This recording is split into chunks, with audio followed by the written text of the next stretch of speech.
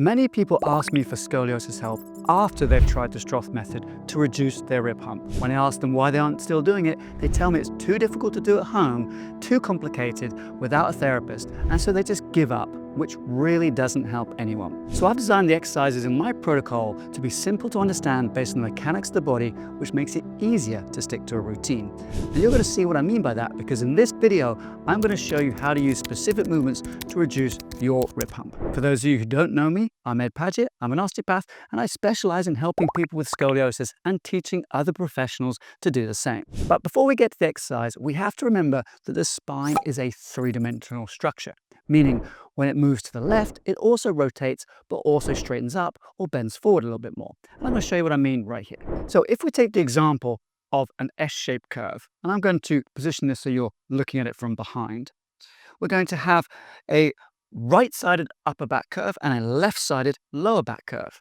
This right-sided curve here is also going to drive these ribs backwards on this upper right side, which is why most people with a reverse S-shaped scoliosis have a right winging scapula and a right upper back rib hump, which is what we're going to talk about today. Now, they'll also have a thickening in their lower left back because this is rotating, and it's also pushing the muscles back on their left lower back as well. So we've got a few ways in which to work with this, but we have to remember that these two motions are also going to be coupled with either a flattening of the back or a bending forward of the back as well. So that explains how we have a three-dimensional movement every time we move the upper back. Now, in order to move these ribs forward or to move this thickening on the lower back forward, we have two ways of doing it. We can use the head and the arm, so I call that a top-down approach because it's from the top down, or we can use the pelvis by twisting it one way or the other. I call that a bottom-up approach. Now, in order to move the ribs here, the arm makes a lot of sense. Now, you can see my back here. This is my right side. And if I was to rotate forward, we would get the ribs to move forward on that right side. So that makes complete sense. But the lower back is a little bit more complicated, and I'm going to explain that to you. You see, we have two ways of doing that. If we've got this apex of the curve here, the apex, or the bit where it's most bent to the left, will also be the most rotated. And this vertebra here will be pushed backwards the most. Now, I want to take that vertebra forward, so it makes sense to step forward with my left leg, keep rotating until that vertebra moves in space and it's moved forward. Now, that's one approach, but that approach means that we're going to make the curve worse below. And I'll show you what I mean. See, my finger here is now on that vertebra and it's rotated backwards the most. If I step forward with my left, it's actually made the curve worse below. But if I step forward with my right, I actually line up all the vertebra below.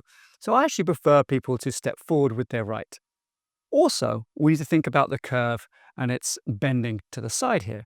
If we drop that right hip down, it will help straighten it up. And dropping down the right hip is the same as lifting up the left hip. So that's what we're going to do here. And to simply do that, I get a person to step forward with their right foot and keep a shoe or a flip-flop or something on their left foot. So that's the setup for the bottom part of the curve. And now we can do the exercises for the top part of the curve. Okay, we're setting up with the lift on the left side.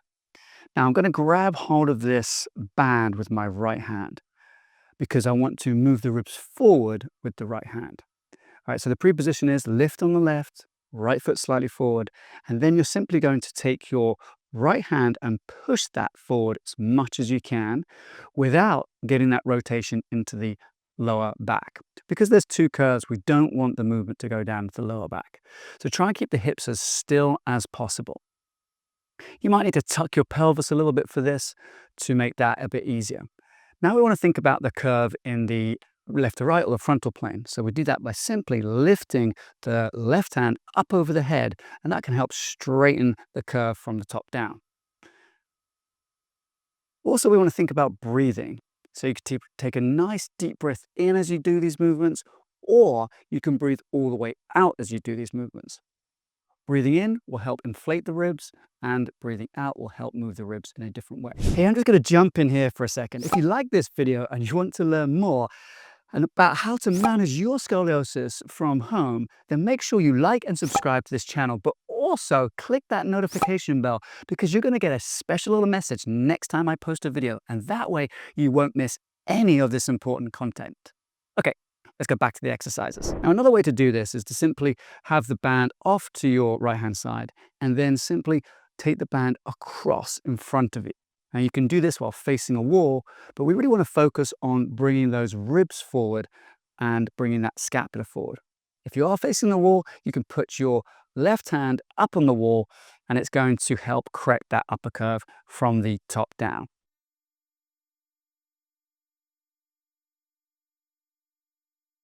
Now, the interesting thing about movement is that if we go forward with the right hand, it's the same as going backwards with the left hand.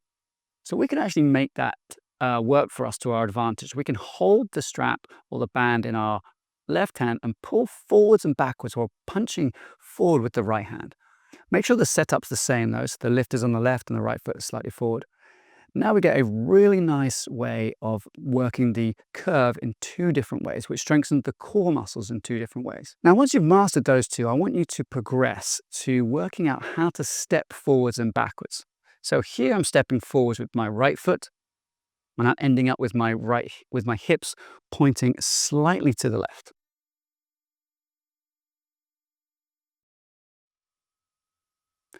We can also do that by stepping forward and backwards with the left foot. Everyone's slightly different, and you'll find one of these movements works better than the other for you. We can do this with the band off to our right side as well.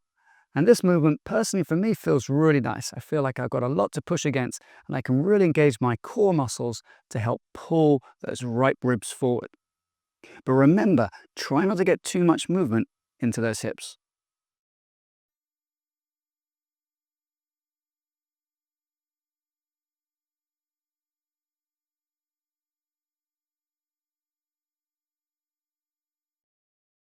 We can also do the stepping forwards and backwards using the left arm to pull those ribs backwards and thereby pushing the right ribs forwards. So you simply take a leg, whichever one you want. In this case, I'm moving my right foot forwards and backwards, and you can just feel what's more comfortable for you.